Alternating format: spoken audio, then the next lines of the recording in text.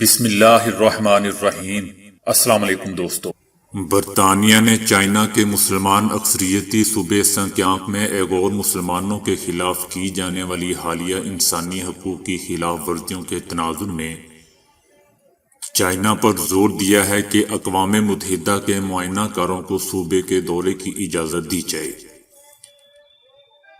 China کے مطابق مسلمانوں کو تربیتی مراکز میں رکھنا شدت پسندی کے خاتمے کے لیے ضروری ہے، جبکہ اس سے پہلے اقوام متحدہ میں پاکستان اور دنیا کے 36 دیگر ممالک نے چائنا کے مغربی علاقے سنکیانگ میں مسلمانوں کے حوالے سے چینی حکومت کی پالیسیوں کی حمایت کی تھی،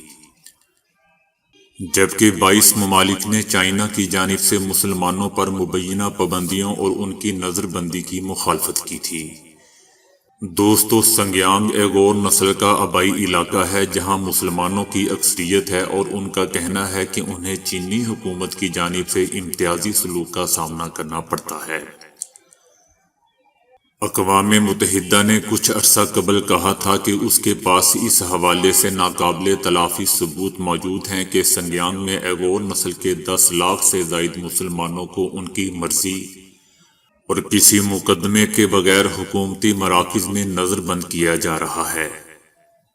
ایغور مسلمانوں کا کہنا ہے کہ انہیں چینی حکومت کی جانب سے امتیازی سلوک کا سامنا کرنا پڑتا ہے، تاہم چائنا نے ان الزامات کی تردید کرتے ہوئے کہا تھا کہ یہ ہنر سکھانے کے مراکز یا ووکیشنل ٹریننگ سینٹرز ہیں جہاں مسلمانوں کی سوچ تبدیل کرتے ہوئے شدت پسندی سے نپٹا جائے گا۔ دنیا بھر سے مختلف ممالک کے 22 سفیروں، جن میں زیادہ تعداد یورپی سفیروں کی تھی، انہوں نے اقوام متحدہ کی انسانی حقوق کی کونسل کو ایک خط لکھتے ہوئے سنکیانگ میں چینی پالیسیوں کو تنقید کا نشانہ بنایا تھا، جبکہ دوسری طرف اس کے جواب میں پاکستان سمیت دنیا کے 37 ممالک نے انسانی حقوق کی کونسل کو خط لکھتے ہوئے انسانی حقوق کے حوالے سے چائنا کی پالیسیوں کی تعریف کی تھی۔ اس خط میں لکھا گیا تھا کہ انتہا پسندی کے خطرناک چیلنج کا سامنا کرنے والے چائنا نے سنکیانگ میں انتہا پسندانہ سوچ کے خاتمے کے لیے خاصا کام کیا ہے،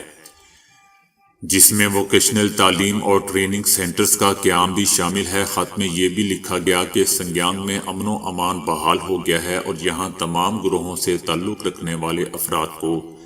بنیادی انسانی حقوق حاصل ہیں۔ اس علاقے میں گزشتہ 3 برس سے کوئی تخریب کاری کا حملہ نہیں ہوا۔ اب یہاں لوگ اپنے آپ کو پہلے سے زیادہ خوش اور محفوظ تصور کرتے ہیں۔ خط میں لکھا گیا کہ سنکیانگ میں لوگ پہلے کی نسبت زیادہ خوش ہیں۔ چین سنکیانگ میں انسانی حقوق کی پامالیوں کے حوالے سے لگائے گئے الزامات کی ہمیشہ سے ہی تردید کرتا آ رہا ہے،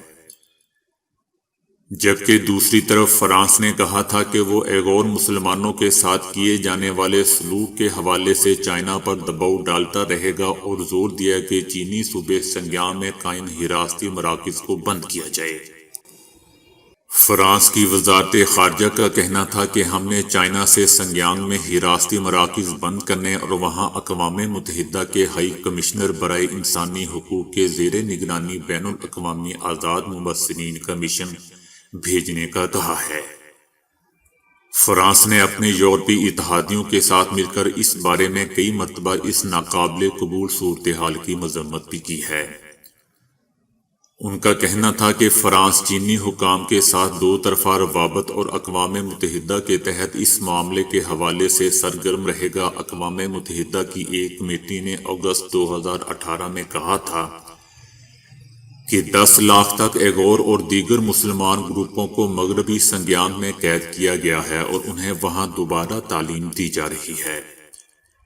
یہ دعوے انسانی حقوق کی تنظیموں کی طرف سے کیے گئے تھے، جس کی چائنا نے تردید کی تھی۔ ہیومن رائٹس واچ نے کہا تھا کہ ایغور لوگوں کی سخت نگرانی کی جاتی ہے اور انہیں DNA سیمپل دینے کا بھی کہا جاتا تھا۔ انسانی حقوق کی تنظیموں کا کہنا تھا کہ ان مراکز میں لوگوں کو چینی زبان سکھائی جاتی ہے اور اپنے مذہب پر تنقید کرنے کا بھی کہا جاتا ہے۔